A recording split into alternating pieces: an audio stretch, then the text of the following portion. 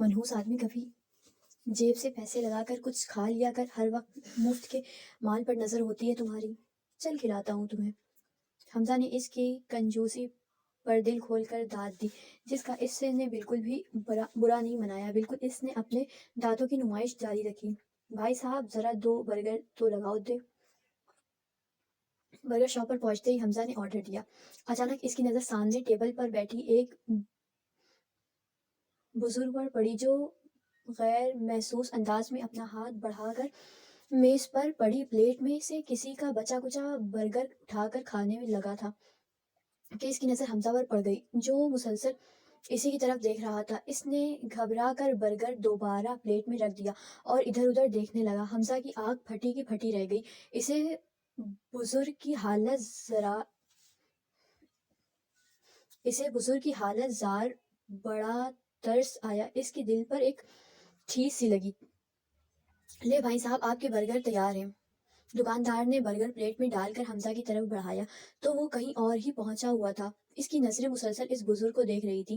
دکاندار نے اس کی نظروں کے تعاقب کیا تو ساری صورتحال اس پر واضح ہو گئی۔ او بھائی، کہاں گم ہو گئے ہو؟ وہ بیچارہ کب سے آوازیں دے رہا ہے تمہیں۔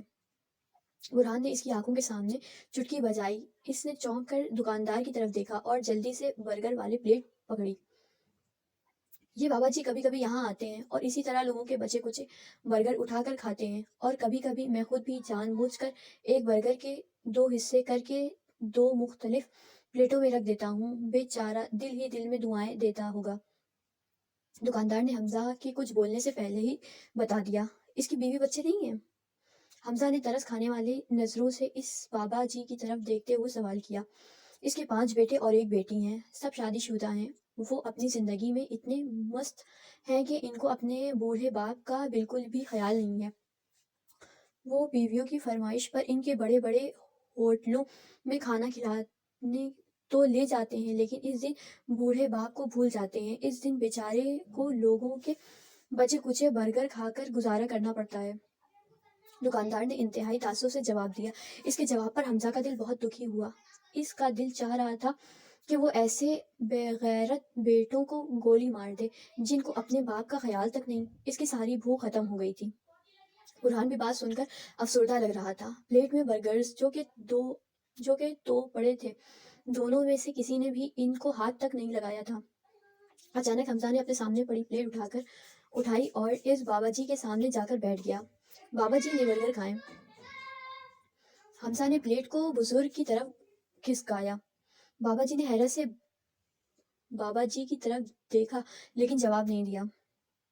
بابا جی ایسے کیا دیکھ رہے ہیں؟ لے کھائیں، حمزہ نے دوبارہ آفر کی۔ وہ دراصل مجھے برگر بہت پسند ہے، اس لیے تو آپ سے کہہ رہا ہوں کہ کھا لیں۔ حمزہ نے برگر اٹھا کر اسے پکڑا دیا۔ کچھ دیر ادھر ادھر دیکھنے کے بعد بابا جی نے برگر کھانا شروع کر دیا۔ اس نے چند ہی منٹوں میں برگر ختم کر دیا تھا تو حمزہ نے دوسرا برگر بھی اٹھا کر دیا، جو اس نے فوراً پکڑ کر کھانا شروع کر دیا۔ جب وہ دوسرا برگر بھی کھا چکا تو حمزہ نے پانی کا گلاس اس کی طرف بڑھایا۔ اس نے پانی پی کر محبت باش نظروں سے حمزہ کو دیکھا۔ حمزہ کی آنکھیں بھیگ گئیں۔ رو کیوں رہا ہے پتر؟ اس بابا جی نے حیرت سے سوال کیا۔ کچھ نہیں بابا جی، بس آپ کو دیکھ کر مجھے میرا دادا جی یاد آ گئے، اللہ بخشے، بڑا پیارے کرتے تھے مجھ سے، ابو سے لڑ جھگڑ کر ہماری فرمائشیں پوری کرواتے تھے، آج آپ کو دیکھا تو ان کی یاد آ گئی، حمزہ نے پرنم آنکھوں سے جواب دیا۔ برہان اور وہ دکاندار حیرت سے حمزہ کو دیکھ رہے تھے، جو اسی بابا جی سے باتوں میں مصروف تھا۔ بیٹا کیسے اچھے خاندان کے لگتے ہو۔ بابا جی نے محبت سے اس کا ہاتھ دبا دیا۔ جواب میں حمزہ نے صرف مسکرانے پر ہی اتفاق کیا۔ ایک باپ دن رات محنت کر کے اپنے 5 بچوں کا پیٹ پالنے کے ساتھ ساتھ ان کی روزمرہ کی ضرورتیں پوری کرنے میں کوئی کسر نہیں چھوڑتا۔ خود چاہے جیسا بھی لباس پہنے، لیکن اپنے بچوں کو اچھے سے اچھا لباس پہناتا ہے، بڑے سے بڑے اسکول میں داخل کرواتا ہے تاکہ وہ بڑا ہو کر باپ کا سہارا بنے۔ ایک باپ اگر اپنے بچوں کو پالتا پوستا ہے، ان پر خرچ کرتا ہے، ان کی ضروریات کو پورا کرتا ہے، تو وہ ان پر کوئی احسان نہیں کرتا، بلکہ یہ تو ماں باپ کا فرض ہوتا ہے۔ لیکن یہ فرض صرف ماں باپ پر ہی فرض نہیں ہے، کچھ فرض بچوں کے بھی ہوتے ہیں کہ جب ان کے ماں باپ بوڑھے ہو جائیں تو بچوں کو بھی چاہیے کہ ان کی ضرورتوں کو خیال رکھیں، لیکن آج کل کے بچے تو 2 وقت کی روٹی دے کر بھی ماں باپ پر احسان جتاتے ہیں۔ آنسو پلکوں سے موتی کی لڑی بن کر سامنے ٹیبل پر گرے اور حمزہ نے بابا جی کی تھڑکتے اور کانپتے ہوئے ہاتھوں کو مضبوطی سے اپنے ہاتھوں میں لے لیا اور اس کی بات کا جواب دینے کی بجائے خاموشی سے اس کے بولنے کا انتظار کرتا رہا۔ حمزہ چاہتا تھا کہ وہ اپنے دل کا بوجھ ہلکا کر لے، اس لیے اس نے تسلی تشکی دینے کی کوشش نہیں کی۔ میرے بھی 4 بیٹے اور 1 بیٹی ہے، ان کو پڑھا لکھا کر اس قابل بنایا کہ وہ اپنے پاؤں پر کھڑے ہو سکیں۔ آج وہ بڑے بڑے پوسٹ پر کام کر رہے ہیں، بڑے گھروں میں ان کی شادیاں کروائیں، بیویاں گھر میں آتے ہی ماں باپ ان کے لیے بوجھ بن گئے۔ شکر ہے کہ ان کی ماں جلد ہی اللہ کو پیاری ہو گئی، ورنہ وہ بھی میرے ساتھ دوسروں کو بچی کچی چیزیں کھاتی تو دکھ سے ہی مر جاتی۔ ایک بار پھر وہ اپنے آنسو پوچھنے کے لیے رکا۔ برہان اور وہ دکاندار بھی 7 کرسیوں پر آ کر بیٹھ چکے تھے، وہ دونوں بھی حمزہ کی طرح رنجیدہ تھے۔ اچھا بیٹا میں چلتا ہوں، دراصل میں نے اپنے پوتوں کو اسکول سے لینے جانا ہے، دیر ہو گئی تو وہ پریشان ہوں گے، بڑا پیار کرتے ہیں مجھ سے، میری بغیر کھانا نہیں کھاتے، بابا جی نے ہنستے ہوئے بتایا، حالانکہ وہ کچھ ہی دیر قبل اتنا دکھی لگ رہا تھا اور اب ایسے حشاش بشاش لگ رہا تھا جیسے اس کو کوئی دکھ ہی نہ ہو۔ خوش رہو بیٹا۔ جاتے جاتے اس نے حمزہ کو دعا دی۔ اس بابا جی کے جاتے کے بعد حمزہ بوجھل دل کے ساتھ اٹھا اور ٹیبل پر پیسے رکھ کر چل پڑا۔ تم نہیں کھاؤ گے؟ برہان نے اس کے کندھے پر ہاتھ رکھا۔ نہیں، مجھے بھوک نہیں ہے۔ حمزہ نے نرمی سے اس کا ہاتھ کندھے سے ہٹایا اور چلتا رہا۔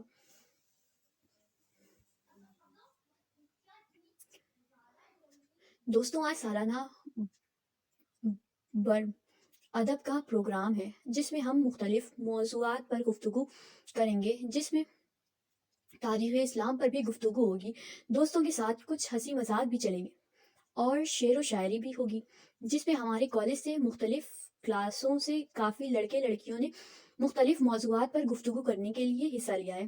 تو دوستوں، امید کرتا ہوں آپ سب کی یہ شام بہت اچھی گزرے گی اور آپ اس پروگرام کو کافی انجوائے کریں گے۔ لیکن دوستوں، ایک بات لازمی یاد رہے کہ جب آپ کو کسی کی کوئی بھی بات اچھی لگے تو آپ نے اس کو داد ضرور دینی، بالکل بھی کنجوسی نہیں کرنی۔ ہمیشہ کی طرح اس بار بھی اس کالج کا ہونہار طالب علم سم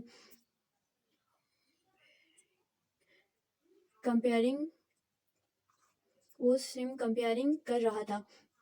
آپ لوگوں نے صرف تالیاں ہی نہیں بجانی بلکہ سیٹیاں بھی بجانی ہیں۔ بات دراصل یہ کہ جب آپ کسی کو اس کی محنت کا کے کھل کر داد دیتے ہیں تو اس کی چھاتی چوڑی ہو جاتی ہے۔ آپ لوگوں کا جائے گا کچھ نہیں، لیکن پڑھنے والے کی فری میں بلے بلے ہو جائے گی۔ جب وہ سانس لینے کے لیے رکا تو پورا ہال تالیوں، کہکہوں اور سیٹیوں کی آواز سے گونج اٹھا۔ آپ لوگوں کا جوش دیکھ کر میرا دل کر رہا ہے کہ میں بھی کچھ سناؤں، تو کیا خیال ہے کچھ ہو جائے؟ وسیم نے ہاتھ میں پکڑا مائک عوام کی طرف کر کے پوچھا، تو جواب میں ایک بار پھر تالیاں اور سیٹیاں بجیں۔ اس کا مطلب ہے آپ تیار ہیں، تو سنیں۔ کبھی موم بن کر پگھل گیا، کبھی گرتے گرتے سنبھل گیا، وہ بن کے لمحہ گزر گیا، میرے پاس سے یوں نکل گیا، اسے روکتا بھی تو کس طرح کہ وہ شخص اتنا عجیب تھا۔ کبھی تڑپ اٹھا میری آہ سے، کبھی اشک سے نہ پگھل سکا، سری راہ وہ اگر کبھی تو نظر چرا کے گزر گیا، وہ اتر گیا میری آنکھ سے، میرے دل سے وہ کیوں نہ اتر سکا۔ وہ چلا گیا جہاں چھوڑ کے، میں وہاں سے پھر نہ پلٹ سکا، وہ سنبھل گیا مگر آج تک میں بکھر کے پھر نہ سمٹ سکا۔ اس نے غزل ختم کرتے ہی داد طلب نظروں سے حال میں موجود لوگوں کی طرف دیکھا تو کچھ دل جلے اس کی داد دینے کے لیے سیٹیوں سے کھڑے ہو کر سیٹیاں اور تالیاں بجانے لگے۔ وسیم نے ایک بار پھر فاتحانہ نظروں سے پورے ہال کا جائزہ لیا. اسے یقین تھا کہ لوگ اس کی باتوں سے بور نہیں ہو رہے ہوں. وہ تھا بھی ایسا، سب کو اپنے سحر میں جکڑ لیتا تھا. اس کے پاس لفظوں کا جال تھا جس کو استعمال کرنے کا ہنر اسے خوب آتا تھا. ساری داد تو اس نے لے لی ہے، ہمارے حصے میں خاک آئے گئے. تالیاں بجاتے ہوئے حمزہ نے برہان کے کان میں سرگوشی کی. تجھے کہا بھی تھا کہ مت حصہ لے، اب بھی وقت ہے، بھاگ جا. برہان نے جوابی سرگوشی کی. الو ڈیش نے کسی کی بہن بیٹی کو نہیں چھیڑا جو بھاگ جاؤں. حمزہ نے اس کھا جانے والی نظروں سے دیکھا. ویسے آئیڈیا برا نہیں ہے، ادھر سینکڑوں کی تعداد میں بہن بیٹیاں موجود ہیں، کسی ایک کو چھیڑ، جواب میں تجھے اٹھا کر باہر پھینک دیں گے اور لوگ بچ جائیں گے تیرے گھٹیا شعر سننے سے. بلکہ میں تو کہتا ہوں اس غرور کے پتلی کو ہی چھیڑ دے، پھر تو تجھے ہال سے ہی نہیں بلکہ کالج سے ہی اٹھا کر باہر پھینک دیں گے. برہان نے آخر میں سعدیہ کی طرف اشارہ کر کے اس کو مشورہ دیا. حمزہ نے بے اختیار اس کی طرف نظر اٹھا کر دیکھا تو پلکیں جھپکنا ہی بھول گیا، کیونکہ آج وہ پہلے سے کچھ زیادہ ہی سج دھج کر آئی تھی. جھیل کسی گہری آنکھیں، سفید دودھیا رنگت ہونٹوں پر ہلکی سی مسکراہٹ سجائے تالیاں بجانے میں مصروف تھی. لیڈیز اینڈ جینٹلمین، تو آپ سب کے بھرپور تالیوں میں سے پہلے دعوت دوں گا اس کالج کی سب سے بیوٹیفل اور ہونہار طالبہ، جس کی آنکھوں میں دیکھ کر لے تو کسی نشے کی ضرورت نہیں پڑتی. ہرن کی جیسی چال، جھیل کے مانند گہری اور کاجل سے بھرپور آنکھیں، رات کی طرح گہرا سیاہ خوبصورت زلفیں، اور وہ جب بولتی ہے تو جیسے کانوں میں جلترنگ سی بجنے لگتی ہے. آپ سب جانتے ہیں میں کس کی بات کر رہا ہوں. جی آپ نے صحیح اندازہ لگایا. آپ سب کے بھرپور تالیوں میں تشریف لاتی ہیں موسٹ بیوٹیفل سعدیہ ارمان. وسیم جب خاموش ہوا تو پورے ہال میں نہ رکنے والا شور اٹھا اور ہر طرف سیٹیاں بجنے لگی اور سعدیہ بڑے اعتماد سے مسکراتے ہوئے اسٹیج کی طرف بڑھنے لگی.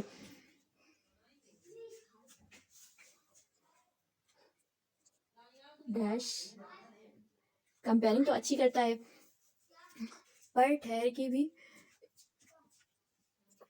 بھی چوٹیوں کا ہے.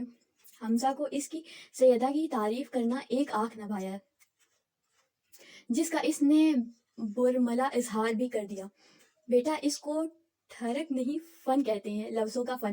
اسے لفظوں سے دوسروں کو زیر کرنا خوب آتا ہے، اور خیر سے اس کا استعمال وہ اچھی طرح کر رہا ہے. ورنہ تم سرعام یوں اس کی تعریف میں زمین آسمان کے کلابے مارو. مجھے پورا یقین ہے بے شک تمہارا منہ خوبصورت ہے، لیکن بیٹا وہ اس کو بھی توڑ دے گی. برہان نے ہمیشہ کی طرح اس کی حوصلہ شکنی کی. یہ تعریف تھی یا وارننگ؟ حمزہ نے اس کی بات پر حیرت سے پوچھا. دونوں. برہان نے ایک بار پھر دانتوں کی نمائش کی. ایسے دوستوں تو پھر دشمن کی کیا ضرورت. برہان نے ایک بار پھر دانتوں کی نمائش کی. تمام احباب کا بہت شکریہ، مجھے اتنی محبت دی، اس کے لیے میں تہہ دل سے آپ سب کی مشکور ہوں. سیدہ کی آواز سنتے ہی پورے ہال میں تالیوں کا شور رک گیا اور کئی کی تو دھڑکنیں بھی. ہال میں ایسا سناٹا تھا کہ جیسے وہاں کوئی زیرو موجود ہی نہیں. تقریباً ہال میں موجود سبھی حاضرین سیدہ کی آواز سننے کے لیے بے چین تھے. وہ بالکل ایک آسمان سے اتری کوئی پری لگ رہی تھی. سفید ساڑی میں وہ ایک پری ہی تو لگ رہی تھی. وہ بات کر کے رکی تو ایک بار پھر ہال میں تالیاں گونجیں. واو بیوٹیفل یار، ویسے ہے تو خوبصورت، اس لیے جتنا نخرہ کرتی میں میرے خیال میں وہ بھی تھوڑا کم ہے. برہان نے سیدہ کو دیکھ کر دل پر ہاتھ رکھ کر کہا. چل اپنا کام کر ٹھرکی، تو وسیم سے کم ہے کیا؟ وہ بھی ٹھرکی اور تو بھی. حمزہ نے جل کر کہا. ہا ہا ہا، تو بڑا جیلس ہو رہا ہے، کہیں دل تو نہیں آ گیا محترمہ پر؟ برہان نے کہکا لگاتے ہوئے آنکھوں سے اشارہ بھی کیا. نہیں ایسی کوئی بات نہیں ہے جناب، حمزہ نے ٹکا سا جواب دیا. لیکن حقیقت تو یہ تھی کہ حمزہ کا دل بھی اس کو اس حالت میں دیکھ کر اتھل پتھل ہو رہا تھا۔ سیدہ اس کی کلاس فیلو تھی، اس لیے وہ اس کو اچھی طرح جانتا تھا، لیکن اس کے ساتھ اس کے تعلقات کچھ اچھے نہیں تھے۔ ان کا تعلق صرف ہیلو ہائی تک محدود تھا۔ اس کی وجہ یہ بھی تھی کہ سیدہ کسی کو لفٹ نہیں کرواتی تھی۔ اس کی خوبصورتی کے چرچے پوری یونیورسٹی میں تھے۔ تقریباً یونیورسٹی کا ہر لڑکا اس کو متاثر کرنے کی کوشش میں لگا رہتا تھا، لیکن حمزہ نے کبھی اس کو دوسری نظر سے نہیں دیکھا تھا۔ لیکن آج اس کی نظریں بار بار پھسل کر چہرے پر آ کر رک جاتی تھیں۔ تمہاری نظریں بار بار پھسل رہی ہیں باس، ذرا دھیان سے، برہان نے اس کے کان کی قریب اپنا منہ لے جا کر کہا، تو اس چونک کر اس کی طرف دیکھا۔ نومبر تیری سب چالیں ستمبر جیسی لگتی ہیں۔ سعدیہ کی آواز سناٹے میں گونجی اور تیر کی طرح دل کے آر پار ہو گئی۔ نومبر تیری سب چالیں دسمبر جیسی لگتی ہیں۔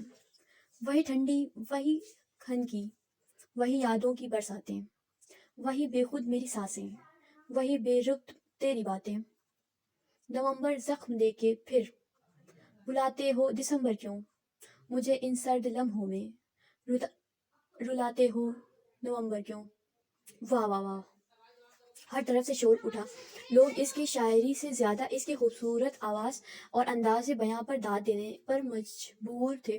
ملنے والی داد پر سیدہ ہلکا سا مسکرائی تو اچانک حمزہ کی نظریں اس کے ڈمپل پر پڑیں۔ مسکراتے ہوئے وہ کتنی دلکش لگ رہی تھی، اور اس کے گال میں پڑنے والا ڈمپل اس کی خوبصورتی میں مزید اضافہ کر رہا تھا۔ حمزہ تو پلکیں جھپکانا ہی بھول گیا۔ جیسے کائنات ٹھہر سی گئی تھی۔ پورا ہال تالیاں بجا بجا کے خاموش ہو چکا تھا۔ کھڑے ہوئے سیٹیاں بجانے والے دل جلے آخر کار اپنی سیٹوں پر بیٹھ چکے تھے، لیکن ایک لڑکا تھا جو ابھی بھی کھڑے ہو کر سیٹیاں اور تالیاں بجا رہا تھا، اور وہ تھا حمزہ علی، جو اپنے گرد و پیش سے بیگانہ دل کھول کر داد دینے میں مصروف تھا۔ ہال میں موجود تقریباً سب لوگ سیدہ کے بجائے حمزہ کو اس طرح دیکھ رہے تھے جیسے اس کے سر پر سینگ نکل آئی ہو۔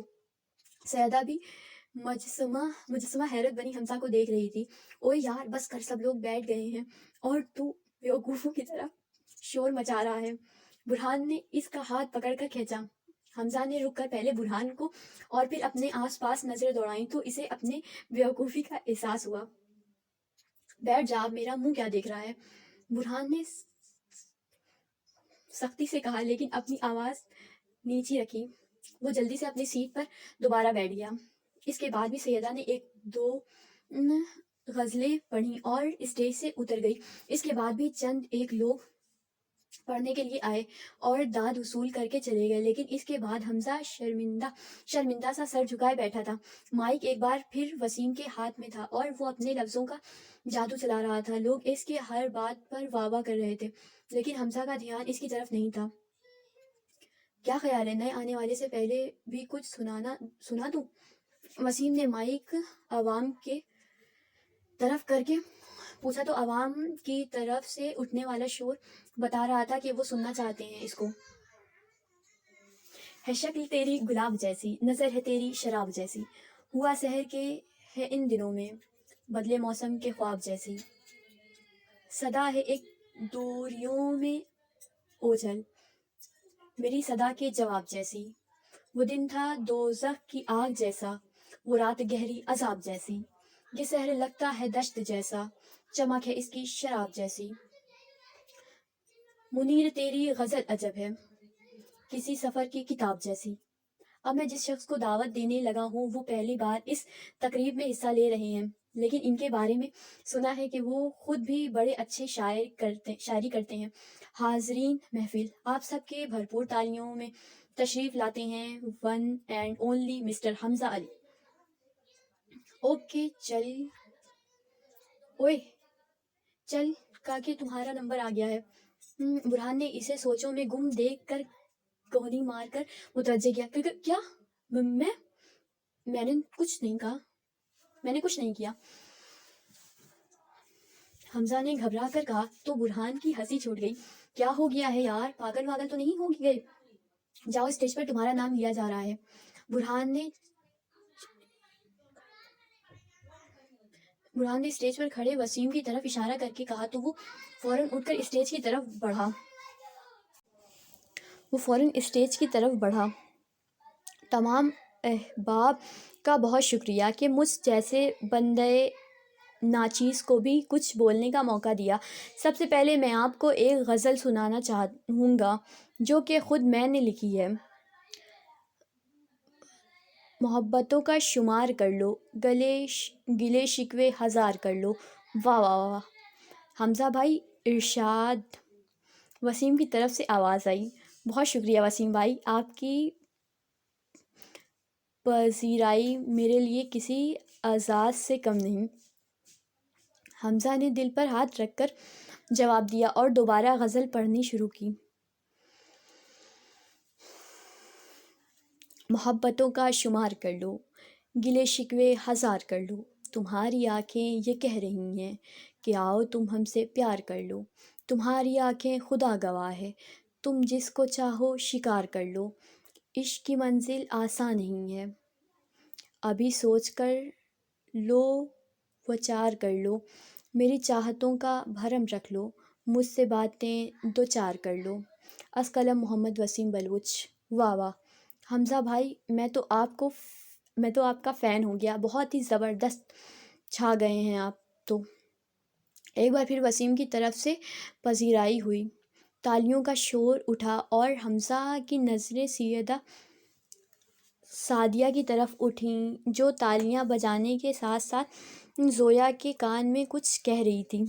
एक मर्तबा फिर हमज़ा की नज़रें इसके डिंपल पर ठहर गईं। हमज़ा के बाद वसीम एक बार फिर स्टेज पर आया और अब इसके साथ हाथ में एक लिस्ट थी जिनमें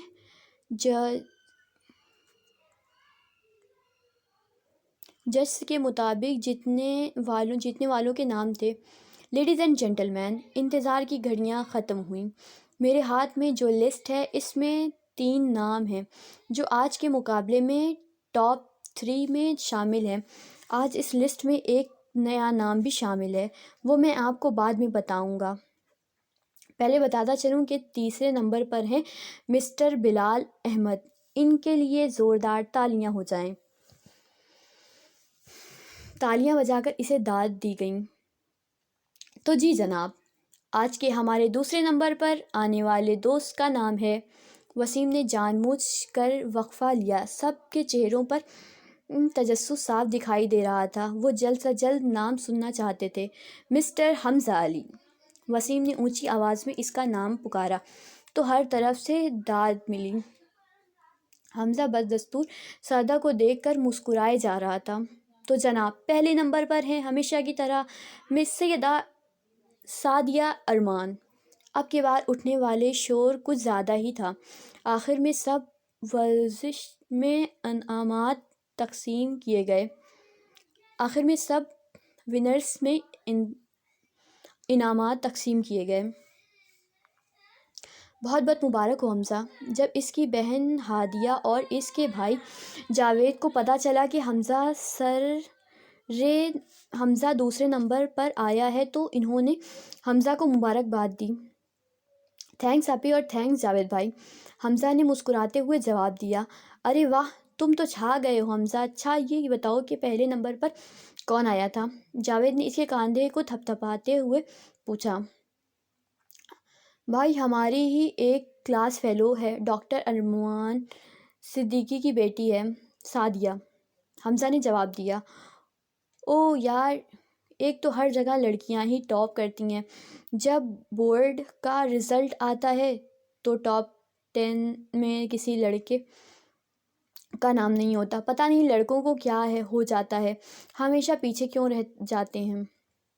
जावेद को लड़की की टॉप करने पर अफसोस हुआ था क्योंकि लड़के आवारा गर्दियाँ करते रहते हैं, रात को देर से घर आते हैं, सुबह लेट उठते हैं, इसलिए वो हमेशा पीछे रह जाते हैं।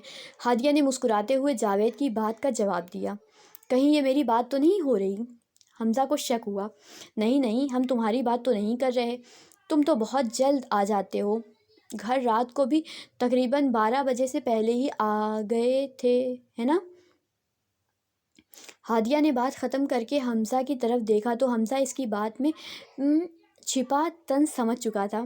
اپی، ایک تو آپ نہ چھوٹی چھوٹی باتوں کو ایشو بنا دیتی ہیں۔